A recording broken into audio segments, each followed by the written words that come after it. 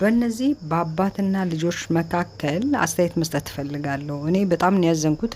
ካህኑ ግን እውነት ትክክለኛ ካህን ናቸው ወይ? የልጃቸውን ገበና አርገው እንኳን ቢሆን በአደባባይ እንደዚህ የተናገሩ ነገ የንስሐ ልጆቻቸውንም ገበና አለማውራታቸውን በምን እርግጠኛ ነን? ምክንያቱ ደግሞ የተናገሩበት መንገድ እሷ ስሜን ስላጠፋች እኔም ስሟን ማጥፋት አለብኝ ነው እኮ ያሉት፣ ኮስተር ብለው ማለት ነው። እንዴ ዘንድሮ ወዴት እየሄድን ነው? ያልገባኝ ደግሞ ውሸትም ይዋሻሉ ሰውየው። ለምሳሌ ተፋተናል አሉ። ተፋተናል ካሉ በኋላ የልጆቻቸውን እናት ባለቤቴ እያሉ ይጠራሉ። አንድ ሰው ከተፋታ በኋላ ሚስቱን ባለቤቴ ብሎ አይጠራም። ስለዚህ ውሸታቸው ነው። አልተፋቱም። ልጅቷ እንዳለችው የተፋቱ በመምሰል አብረው የሚኖሩት የውሸት ነው። አልተፋቱ ማስረጃ አለኝም እያለች ነው። ይሄ ደግሞ በትክክል እንደዚህ አርገው እየኖሩ ከሆነ ፍርድ ቤት ማጭበርበር ነው። ይሄ ህግን ማጭበርበር ስለሆነ ተከታትሎ ይሄን ሁኔታ የሚያጣራ ሰው መኖር አለበት ግዴታ። ምክንያቱም የልጅቷን ንብረት ለመካ አምጡ ስላለች ብቻ ፍቺ ፈጽመው ተካፍለነዋል የለም ቤቱ አይነት ለማለት ነው ወይስ እንዴት ነው ነገሩ? አያችሁ ሲስት ያካልኩሌት ያደረጉበት አባትየው ስለሆነ ገንዘቡን የተቀበለው ከዛ በኋላ ተፋተዋል እና ለእናት ስላልሰጠች እናትየዋን ምንም አትጠይቅም ማለት ነው። ስለዚህ ፍርድ ቤቱ ቢፈርድበት እሱ ላይ ሸጦ ሊከፍል የሚችለው ራሱ ያስኩ የሚለውን ድርሻ ብቻ ነው ማለት ነው። አያችሁ እንዴት ካልኩሌት እንደሚያደርጉት። ሰው ግማሹ የልጅቷ ግማሹ ንብረት ይበላል ማለት ነው። ካልኩሌት ያደረጉት በዚህ ነው። ለግማሽ ተካፍለውት ከሆነ በእናትየው በኩል ያለው ግማሹን ያተርፉታል ማለት ነው። ምክንያቱም ቤቱን የሰጠችው ለአባት ሰው ንብረት ነው። ስለዚህ ሸጠ መልስ ከተባለ ፍርድ ቤት ከፈረደበት ሸጦ ሊመልስ የሚችለው የራሱን የተካፈለውን ነው ማለት ነው። አንደኛ። ሌላው ደግሞ ሰምታችሁት ከሆነ አባገዳ ይላል። በአባገዳ እሺ ብሎ ተዳኝቶ ምን ብሎ ካበቃ በኋላ ጭራሽ ምን ይላል?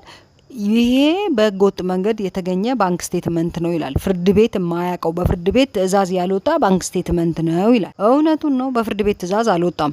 ፍርድ ቤት ጋር ተቀባይነት የለውም። ለዛ ነው ይግባኙ ብለውና ፍርድ ቤት የእሷን አፈጻጸም ውድቅ ያደረገው። እዚህ ጋር አባገዳ መግባት ባለበት ነገር ላይ ብቻ ቢገባ ኦኬ። ግን የአባገዳ ስልጣንና ሚናው እስካልተለየ ድረስ እንደዚህ ዜጎች በአባገዳ ዳኛለሁ ብለው ከሄዱ በአባገዳ በኩል የሚመጣ ማስረጃ በፍርድ ቤትነት ተቀባይነት ከሌለው ንብረታቸውን ተዘረፍን አሊያም ደግሞ ተካድን ብለው የሚመጡ ሰዎች፣ ፍርድ የሚሹ ሰዎች፣ ከሳሾች ምን ሊሆኑ ነው ማለት? አባገዳ በህግ ሌጋል ፐርሶናሊቲ እስካለው ድረስ መደበኛው ፍርድ ቤት ለአባገዳ እውቅና መስጠት አለበት። አለበለዚያ ደግሞ አባገዳ የማየት ስልጣን ወይም ደግሞ የጁሪስዲክሽኑ ገደብ መደረግ አለበት። አለበለዚያ ግን በዚህ ሁኔታ ከቀጠለ አገሪቷ 18ኛው ክፍለ ዘመን ልትመለስ ነው ማለት ነው። ሌላ ይሄ በእንዲህ እንዳለ አባትየው እንደ ዲፌንስ ያቀረበውን ሰምታችኋል። እሱን ላይ ምንድነው ያለው? ይሄ የተገኘው ባንክ ስቴትመንት በህገወጥ መንገድ ነው፣ ፍርድ ቤት የማያውቀው ነው። ፍርድ ቤቱ አላውቀውም ብሎ ነው መዝገቡን የሱን ይግባኝ ተቀብሎ የሷን አፈጻጸም የዘጋው ማለት ነው። ደግሞ ተብላ የመጣችው ምንድናት? ተክለ ሃይማኖት የሚባለውን ሰውዬ በቃ በጣም ነው የተናደድኩበት። ባንቋ ሁላ ደስ ይለኛል። ምንድናት? ስለ ገንዘቡ የምታውቀው ነገር ሲሰጣጡ ካልነበረች የምታውቀው ነገር ከሌለ ለምንድን ነው ዝም የማትለው? እንዲህ እኮ ነው ተረባርበው ዝም ያስብልሁና ከዛ በኋላ አንተ ጀት ስትሆን አለቀ በቃ። የንብረትን ጥያቄ ታቆምና ስምህ የጠፋው ስምህን እንዲያላረኩም ብለ እዛ ላይ ታተኩራለ። እነሱም ያደረጉት ነገር ይሄ ነው። ተክለ ሃይማኖት ትክክል አልሰራም እዚህ ላይ ልጅቷ እንድትናገር መፍቀዱ ማለት ነው። ሲቀጥል ያ ሁሉን ነገር አባትየው ሲዘረዝሩት ሲያወሩት ዝም ብለው ከሰማ በኋላ አሁን ይሄ ያወሩልኝ ነገር ከዚህ ጋር ምን አገናኘው ከጥያቄዋ ጋር ብሎ ይጠይቃል። መጀመሪያውን ሁሉ ይሄን ሁሉ ነገር ሳይቀባጠሩ በፊት ለምንድን ነው ምን ተያያዥነት አለው ከምን አያያዘው ከዚህ ከሷ ጥያቄ ጋር የሷ ባህሪ ብሎ ማስቆም ነበር። ብሎ ከሰማ በኋላ ምንድነው የተያያዘው ይላል። ሌላ ገንዘቡን ካልኩሌት ያደረገበት መንገድ ትክክል አይደለም። ምክንያቱም እሱ ያለው በ8 አመት ውስጥ በ12 አመት ውስጥ የላክሽው ገንዘብ ከ1.5 ጋር መምጣት አለበት አለ። እንትን እኮ በዚህ ወር በዚያ ወር ይጨምራል እኮ በሐዋላ ነው ምልከው ብላለች። ፊክስድ ሬት የለም ሐዋላ ላይ ዛሬ ያገኛችሁትን ገንዘብ ነገ ጨምሮ ነው የምታገኙት። ኢቭን ከረንትሊ ደግሞ ከለውጡ በኋላ ለ8 ዓመታት ምን እያደረገ ነው የመጣው? በየቀኑ እየጨመረ ነው እንጂ የሚሄደው ምንዛሬ ወርዶ አያውቅም። እሱ ካልኩሌት ያደረገው ደግሞ በ20 ብር ነው እንዴ። በ20 ብር የመቼና የመቼን ነው በ20 ብር ካልኩሌት የሚያደርገው እንዴ? ነውር አይደል እንዴ? ይሄ ትክክል አይደለም። ሲቀጥል ሰውየው አቅም አላቸው ወይ? በልጅቷ ብር ካልሰሩ ከየት አመጡ ብለው መጠየቅ ነበረባቸው። ሌላ የገቢ ምንጭ ካለ እሳቸው ያሉት እኮ እንደውም ጭራሽ ስራ አልነበራቸውም በወቅቱ። ከዛ በኋላ በ2000 ብር ተቀጠሩ ነው። በ2000 ብር እንዴ ስንት አመት ቢሰሩ ነው በ2000 ብር 1.5 ሚሊዮን ብር አካውንታቸው ላይ ሊኖር የሚችለው ማለት ነው። 1.5 ሚሊዮን ምናምን ብር በላይ አለ። ከየት አምጥተው? በካህን ደሞዝ 2000 ብር ነው እኮ ደሞዛቸው። በ2000 ብር ለቤተሰብ ቀለብስ ይሆናል ወይ ነው ጥያቄው። የቤተሰብ ቀለብ ይሆናል ወይ ነው 2000 ብር አይደለም። አስቀምጦ እሱን ቤት ለመስራት ማለት ነው። ይሄ ሌላ ቅጥፈታቸው ነው። ገብቷቸዋል? ማጭበርበራቸው።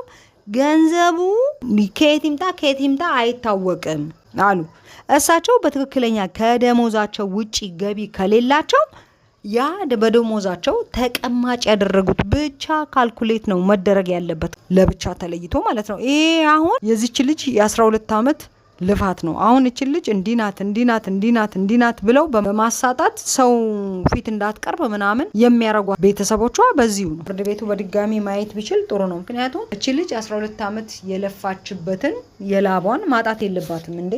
አሁን ለአባገዳም እንዳልኩት ገደብ መበጀት አለበት። በቃ አባገዳ ከዚህ ይሄ ነገር ነው የሚመለከተው ተብሎ ጸብ፣ ሌላ አለመግባባቶችን ምናምኖችን እንትን ማለት መዳኘት ይችላል። ግን በመደበኛ ፍርድ ቤት ያውም 1.5 ማለት ይሄ በ1.5 ጉዳይ ከሆነ ከፍተኛ ፍርድ ቤት ነው የሚታየው። መጀመሪያ ደረጃ እንኳን አይደለም። አባገዳ ምናልባት የመጀመሪያ ደረጃ ከሆነ ስልጣኑ ከ500 ሺህ በታች ያሉ ጥያቄዎችን ነው ማየትና ማስተናገድ ያለበት ማለት ነው። ቤቱም ከሆነ በቤቱ ግምት ማየት ያለበት በቤቱ ግምት ነው። እንግዲህ ገንዘብ ካልሆነ ጥያቄው ቤት ከሆነ በቤት ግምት እንጂ እንደዚህ አይነት ነገሮች የሰው ሕይወት እኮ ነው። እነዚህ ቀጥታ የሚመለከቱት የመንግስት ፍርድ ቤቶችን ነው። አለቀ። መደበኛ የተቋቋሙ የፍርድ ቤቶችን ነው እንጂ የአባገዳ ምናምን አይደለም። እንደ ፍየል ምናምን ተሰራርቀው እኮ አይደለም። እንትን ቤት ነው የተካደችው ልጅቷ። ስለዚህ መጀመሪያም አባገዳ ጋር የመራት ሰው ነው ችግር ያለበት።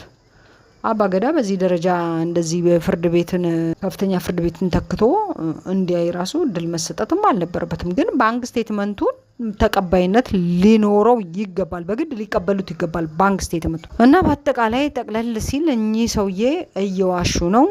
አንደኛ ቤቱን የሰሩት በሷ በልጅቷ ገንዘብ ነው። ሌላ የገቢ ምንጭ የላቸውም፣ አልጠቀሱም። ሲቀጥል ከሚስታቸው ጋር አልተፋቱም። የምር ተፋቱ እንጂ በፍርድ ቤት ተፋቱ፣ ንብረቱን ለሁለት ለመከፋፈል እንጂ ጭራሽ አልተፋቱም። ያው አንድ ግቢ ውስጥ ነው የሚኖሩት። ልጅቷ የቪዲዮ ማስረጃ አለኝ ገብቼ እንደው ምጣድ ሰርቼላቸው ነው የወጣሁት የሚል ማስረጃ አለኝ ብላለች። ስለዚህ እነዚህ ሰዎች ቅድም እንዳልኩት አንዱን ግማሹን ቤት የማዳን ነው አላማቸው። ምክንያቱም ለአባት ነው የሰጠችው። ለአባት ቢፈረድበት አባት አስረክብ ተብሎ ቢፈረድበት የሚያስረክበው 50% ብቻ ነው የራሱን ማለት ከእናት ጋር አልተካሰሰ። አባትየው እንግዲህ የድርሻቸውን እናትና አባት ተካፈሉ። ይሄንን ካልኩሌት ያደረገው እሱ ነው። አይንዌስ እነሱ ናቸው ካልኩሌት ያደረጉት። ምናልባት ሁለቱም ቤት በልጅቷ ብር መሰራቱ ፍርድ ቤቱ ካረጋገጠ የእናትየዋንም አንድ ላይ ነው የሚቀማቸው። ቀምቶ በቃ ለልጅቷ ለባለቤቷ ነው የሚመለሰው። ግን እነሱ እንዴት አድርገው ካልኩሌት እንዳረጉ ግን አያቸው አይደለ? ቢያንስ ቤቱ ይሰጣት ከተባለ ግማሹን የማዳን ነው አላማቸው። በጣም ይገርማል። ግን ቄስ በዚህ ደረጃ ካልኩሌት አድርገው የገዛ ልጁን ንብረት ለማሳጣት ለመካድ የሚሄድበት ርቀት። አሁን ይሄ ታዲያ ቢያማምለኝ እኔ ታዲያ እንዴት እምላለሁ እንዴ? ይቅርታ አድርጉልኝ። በቃ ለማንኛውም ቄስ ትምህርቱን እንጂ ምግባሩን አትከተል ይላል። በቃ ምግባሩን አንከተልም። ኤኒዌይስ ቴንክ ዩ